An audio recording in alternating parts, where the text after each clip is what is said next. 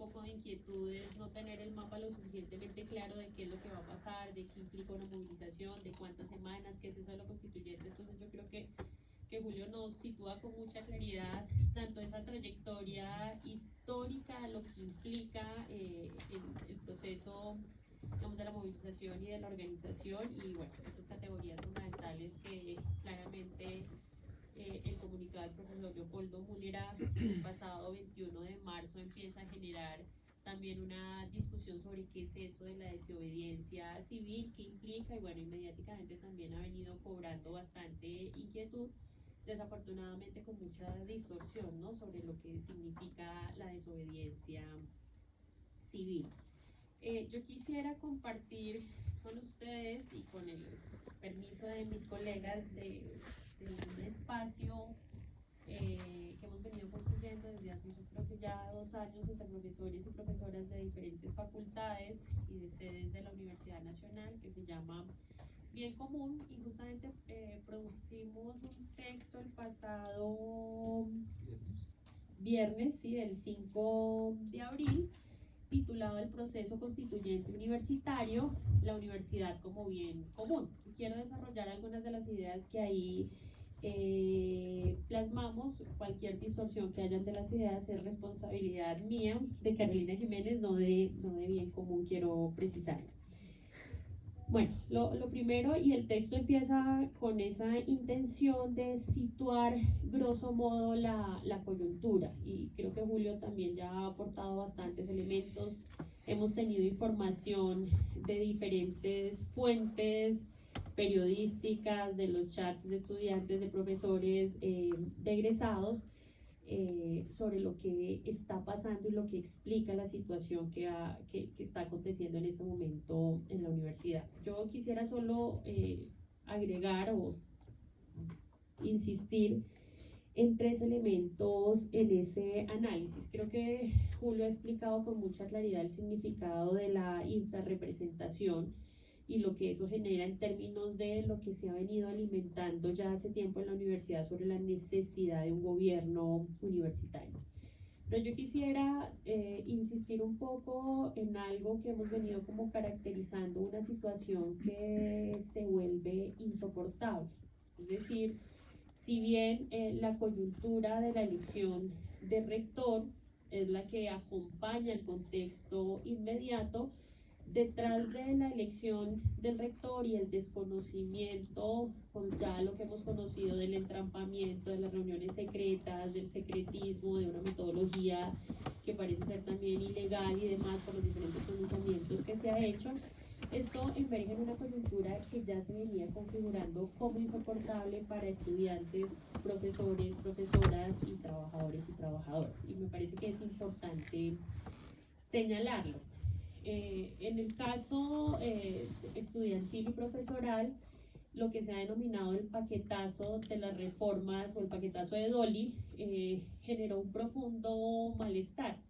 Y generó un profundo malestar porque venía a intensificar unas condiciones de precarización de la vida académica, tanto de estudiantes como profesores. Yo creo que las 4 reformas que han sido objeto de amplias críticas, la reforma de extensión, que como ya lo indicaba Julio, tiene una clara intención en términos de la mercantilización y sobre todo de plegar la extensión a las necesidades del mercado, perdiendo un horizonte fundamental como es la extensión solidaria, perdiendo o mejor alimentando algo que ha venido pasando y que para nosotros los y las profesoras es muy claro, una desvalorización de la práctica docente, ¿cierto? En la lógica del puntímetro y demás, los y las profesoras prefieren cierto tipo de extensión y cierto tipo de investigación, y la práctica docente, que es fundamental y que realmente es el que debe ocupar el grueso de nuestra actividad, ha venido perdiendo como un valor y un reconocimiento académico. Entonces hay una serie de este paquete de reformas vinculado con la extensión, vinculado con la reforma de posgrados. Yo creo que aquí lo que hemos visto en estos días es muy valioso también una articulación de los y las estudiantes de posgrado manifestando su rechazo a la reforma y planteando una articulación y una activa participación en la movilización. No es un dato menor los estudiantes con los riesgos que implica para ellos tomar la decisión de no cancelar el próximo recibo y siguen recibiendo estas semanas, han seguido recibiendo insistentemente el mail de se le venció el plazo y si no paga se le va a llegar aumentado con intereses y pese, digamos, como a la amenaza de lo que implica en términos económicos, la Asamblea de Posgrados dice nosotros nos mantenemos en estas decisiones porque es una reforma, por ejemplo, que es bastante lesiva. No es el propósito aquí del espacio de entrar a analizar cada una de las reformas, pero solo para mencionar en términos, es una reforma de posgrados que tiene, en la lógica de esto que ha señalado Julio, en esta lógica de esta universidad que entra en la lógica de la hegemonía de la sociedad corporativa del conocimiento, es una lógica que se preocupa por los recursos financieros y no realmente por las condiciones académicas y de bienestar de los posgrados. Luego se empieza a discutir la reforma al 044, que es la reforma al Estatuto Estudiantil, que criminaliza prácticas cotidianas de la vida de los y las estudiantes en la universidad, que tiende a criminalizar formas del ejercicio de la protesta, que como aquí se ha situado es un derecho constitucional. Entonces todo esto empieza a generar, y bueno, y en el caso de los profesores se empieza a plantear una amenaza de reforma a los programas de trabajo académicos, ¿cierto? Desconociendo todo el trabajo que los y las profesoras hacemos aquí en la universidad. Entonces este paquete de reformas empieza a generar una situación que realmente hace insoportable la vida de la comunidad académica. No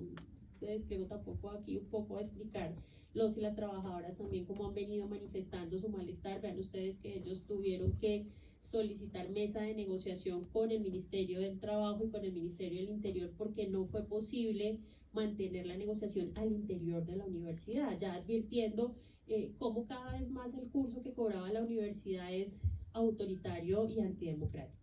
Y yo creo que todo este conjunto de cosas es lo que permiten explicar, por una parte, que el proyecto del profesor Leopoldo Munera haya logrado tener ese nivel de movilización, porque yo lo digo sin temor aquí a equivocarme, con el profe Carlos se hizo un ejercicio, bueno, y hubo distintos ejercicios donde se miraban los programas de los otros 9 candidatos y realmente el único programa que estaba proponiendo algo alternativo y una universidad diferente era el profesor Leopoldo Munera. Y yo creo que eso lo leyó con mucha claridad el conjunto de la comunidad universitaria y por eso tuvo una participación en la consulta realmente extraordinaria. Y digo realmente extraordinaria porque, y de pronto he insistido en esto, pero me parece que es importante volverlo a señalar, es una movilización en términos de la participación electoral que nunca había visto la Universidad Nacional de Colombia. O sea, aquí las consultas, la comunidad académica en términos estudiantiles participaba un promedio del 22% del censo electoral y en esta participó el 44%. O sea, nosotros tenemos de ciencia política que haya un cambio en la participación del 100% es un dato, no es un dato menor y es un dato significativo a tener en cuenta. Los profes, si bien participamos promedio del 65% en las últimas consultas, en esta participamos en un 78% y los egresados que a veces no los señalamos, no los situamos tanto, pero lo que ha sido la participación de los egresados tanto en la consulta como en este momento de movilización es muy importante. Ellos pasaron de participar el 2% al 6%, ya casi es un 300% de incremento en la participación de la comunidad egresada. Entonces yo creo que cuando uno tiene este escenario, tiene este malestar, tiene esta movilización y tiene el 21 de marzo un resultado que a todas luces desconoce lo que había venido pasando en la universidad, pues esto permite que se junten todas esas energías de indignación, pero también esas energías, digamos, de rebeldía dispuestas a decir, esta no es la universidad que queremos. En todo caso, ya llevamos del 21 de marzo a 10 de abril, 20 días, y no tenemos una explicación académica que nos diga por qué el profesor Leopoldo Munera no pudo ser escogido por el CCU. Tenemos una serie de manifestaciones de los rectores, de la representante profesoral, del profesor Mantilla, que realmente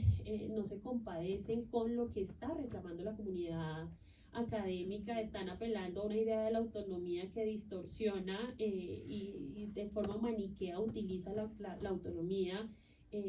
para justificar algo que es injustificable. Hoy, no sé si tuvieron la oportunidad de escuchar la entrevista que le hacían al profesor Ismael Peña en la W,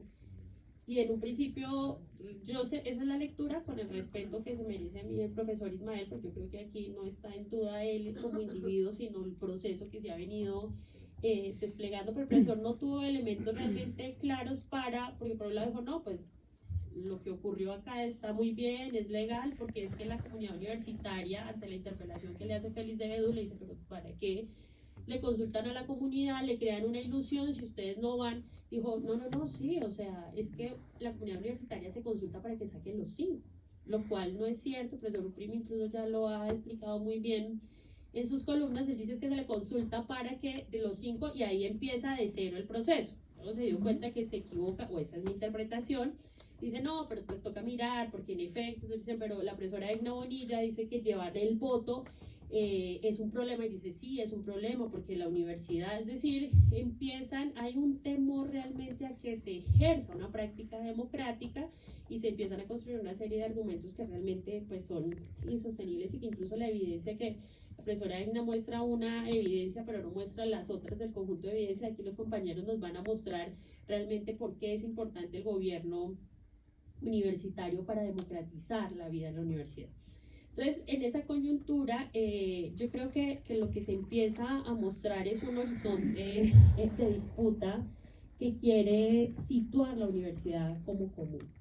Nosotros en un momento, incluso el profesor Leopoldo hablaba del común, del conocimiento, pero en nuestra lectura, o bueno, particularmente en mi lectura, lo que hemos venido viendo en estas semanas es la necesidad de situar no solo la comprensión del conocimiento como bien común de la humanidad, sino la comprensión de la universidad como bien común. Hay desarrollos teóricos, Silvia Federici tiene unas reflexiones importantes de por qué la universidad puede ser común, el profesor Laval también tiene unas reflexiones importantes porque la universidad es como común. Si uno recupera la tradición del pensamiento latinoamericano, lo común entendido como ese conjunto de prácticas y relaciones sociales que son fundamentales para la vida, uno podría entender por qué la universidad debe ser un bien común, y nosotros le ponemos el guión con comunidad. Porque cuando uno se aproxima a ciertas discusiones de los bienes comunes, o la discusión que propone Eleonor Ostrom, termina siendo una discusión realmente muy simplificadora de lo común, porque lo común puede ser igualmente un bien de interés económico, un recurso de uso compartido, quitándole el sentido de lo colectivo y lo comunitario. Entonces nosotros planteamos aquí que este horizonte de la disputa implica la universidad como común, y implica en todo caso o necesariamente cambiar el curso de esta universidad, del capitalismo universitario, de la privatización de la gestión universitaria, entre otros asuntos.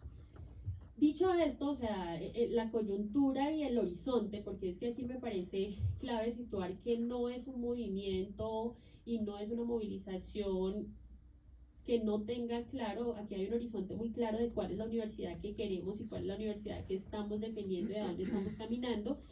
Se empieza a situar todo este planteamiento del proceso constituyente universitario, que como bien lo decía Carlos en la presentación del espacio, no es un proceso espontáneo, no es un proceso que no conozca antecedentes. Nosotros en el texto que les acabo de mencionar, hacemos un ejercicio solamente de la última década, pues no hacemos como toda la trayectoria histórica desde cuándo se está demandando este gobierno universitario, desde cuándo se está demandando un cambio en la universidad, pero hacemos la trayectoria al menos de la última década y recuperamos las experiencias de la MANE, del UNES, del estallido social incluso del 2021, de las MEDCO del año pasado, para poder ver la trayectoria histórica de lo que ha sido la demanda de la universidad y de la comunidad universitaria, tanto por un gobierno universitario como por un conjunto de reformas que permitan que la vida en la universidad sea una vida mucho más digna, mucho más democrática, entre otros asuntos. Y creemos que estas trayectorias de lucha posibilitan elaboraciones hoy que en efecto bajo un nuevo escenario vienen alimentando esta idea del proceso constituyente.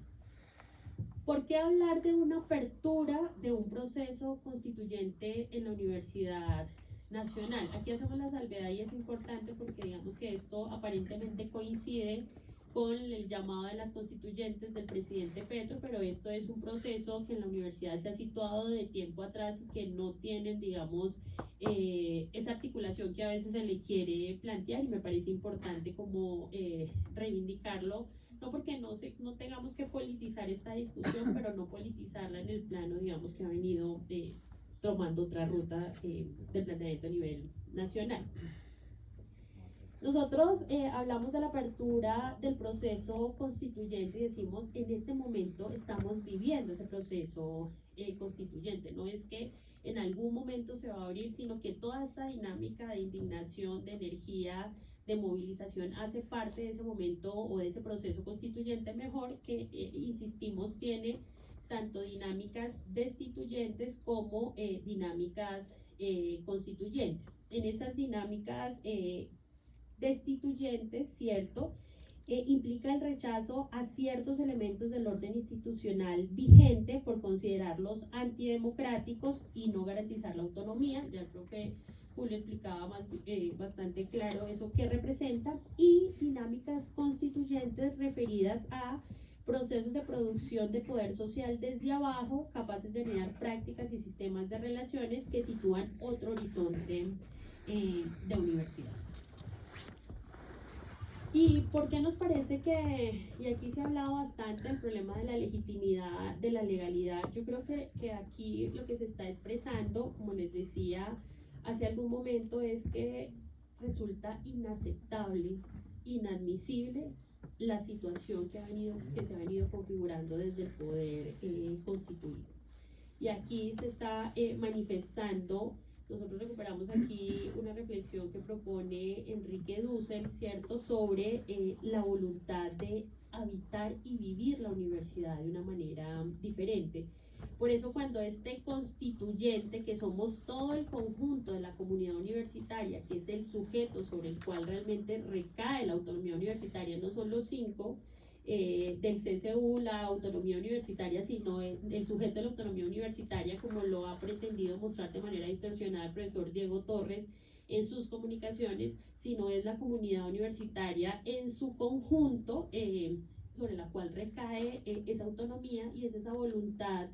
de vivir, esa voluntad esa potencia del poder que tiene la comunidad universitaria, la que explica y fundamenta esta acción política que estamos viviendo en la universidad, y que estamos incluso reclamando un derecho que se nos reconoce constitucionalmente, que es el derecho a la autonomía universitaria, porque aquí han querido darle apelativos de ilegalidad, de irregularidad a una movilización que, hay que decirlo, está amparada constitucionalmente. Es que el derecho a la protesta es un derecho reconocido en la Constitución. El derecho a la autonomía universitaria y el reconocimiento que el sujeto de la autonomía universitaria somos nosotros está reconocido constitucionalmente. No es una invención ni del profesor Múnera ni de un conjunto de estudiantes, profesores que desconocen una institucionalidad, sino aquí estamos un poco en la protección y en la promoción de lo que las posibilidades que abrió la Constitución Política del 91. Y aquí hay que ser muy claros que no hay autonomía sin comunidad universitaria, y me parece que ese es un mensaje muy importante que ha posibilitado situar todo este proceso constituyente en curso. ¿Qué se entiende entonces por la constituyente 20? Ah, pero me dio como 40 aquí. Voy a pelear aquí el discurso de género para pedir igualdad. Mentira, 7 minuticos y yo termino. ¿Qué se entiende entonces por la constituyente universitaria? Yo creo que la constituyente universitaria expresa una dinámica colectiva, amplia y deliberativa, organizada por la comunidad universitaria y orientada a producir un conjunto de acuerdos conducentes a transformar el sistema de relaciones, normas y prácticas que regulan la vida universitaria en perspectiva de superar el modelo impuesto, ¿cierto? Es un esfuerzo deliberativo de la comunidad en su conjunto por pensarse y producir un conjunto de insumos que nos posibiliten avanzar en una reforma de la universidad e incluso del sistema de educación superior. Por eso es importante entender que esta constituyente universitaria y el proceso constituyente es un proceso de largo aliento, no es un proceso que se vaya a resolver en 2 semanas, y que el proceso constituyente no es una asamblea constituyente. La asamblea constituyente puede ser un momento del proceso constituyente, pero no es lo mismo, y es importante precisarlo porque tiende a haber confusión. Entonces unos dicen, bueno, entonces ¿cuándo es que empieza lo constituyente? ¿Cuándo es que vamos a configurar la asamblea? Y no, lo que estamos viviendo es una práctica constituyente que en este momento ha puesto sobre todo el escenario en una perspectiva destituyente y constituyente en simultáneo. Es importante señalarlo. ¿Destituyente en qué sentido? Nosotros consideramos que hay un momento destituyente y de desobediencia civil no violenta, como ya lo explicaba el profesor Julio, en el cual la comunidad universitaria se niega a que le pongan un rector y que le impongan un rector que no es legítimo, ¿cierto? Que demanda la revocatoria de los y las representantes que no representan a la comunidad, y que exige la derogatoria de las reformas que no contaron con mecanismos para la real incidencia de la comunidad académica y sobre todo que son lesivas para la vida de la universitaria. Eso hace parte de la expresión destituyente de este proceso constituyente en curso. Pero hay un momento instituyente de un gobierno universitario que se comprometa a respetar y materializar el mandato que se ha expresado en la consulta universitaria alrededor de un programa de gobierno, ¿cierto? Y que empieza a producir un conjunto de alternativas, que sería el tercer momento, que es ese momento constituyente, no solo para la Universidad Nacional de Colombia, sino también para el sistema de educación superior. Uno puede identificarle fases a este proceso constituyente de corto, de mediano y de largo plazo, ¿cierto? En este proceso de corto plazo yo creo que la asamblea ha sido muy clara, y esto lo recuperamos del debate en las asambleas de facultades, de sedes, sobre la necesidad de la derogatoria, del paquetazo, sobre la revocatoria de estas representaciones, sobre el respeto a la consulta, pero también se nos abre ahorita el desafío de pensar en simultáneo el diseño de una metodología, de una estructura, de una minga constituyente universitaria, ¿cierto?, que nos permita dar esa deliberación desde las facultades, desde los departamentos, como lo decía el profe Julio. Aquí tenemos que empezar desde los departamentos diciendo, bueno, ¿qué es lo que está pasando en nuestros departamentos? Unidades académicas básicas que tenemos que ajustar como facultad, cuál es el horizonte, y irnos encontrando para pensar ese conjunto. No es de arriba hacia abajo, sino realmente de abajo hacia arriba. Aquí hay una discusión si son los claustros de antes quizá convocaban, como han perdido tanto el sentido de los claustros, quizá ya no termina siendo, pero es finalmente ese espacio de deliberación colectiva de las comunidades académicas para producir en la universidad que se requiere, para producir el conjunto de reformas que se requieren. Insisto, en esta lógica de lo constituyente, el momento, algunos lo llaman asamblea constituyente universitaria, otros lo llaman minga constituyente universitaria, es un momento de proceso. Y es un momento que tendrá que ir llegando en esta ruta que estamos construyendo, pero ese no es el momento constituyente en sí mismo, que nos parece importante señalarlo. Bueno, yo creo que y con esto quiero cerrar. Este momento constituyente en curso requiere alcanzar amplios consensos que permitan que los diferentes actores de la comunidad universitaria sientan recogidos sus intereses y aportes para la construcción de la universidad que queremos. Es una oportunidad para discutir y construir otra forma de gobierno universitario que permita que la toma de decisiones reconozca las dinámicas universitarias y la capacidad de todos los estamentos, incluidos los y las trabajadores, que como lo decía el profe Julio, hoy no son reconocidos en estas instancias, y que garantice un modelo de educación superior pública al servicio de un proyecto de nación y no al de un simple modelo de mercado. El proceso constituyente no es paro, es comunidad o movimiento, y es el embrión de otra universidad posible. Muchas gracias.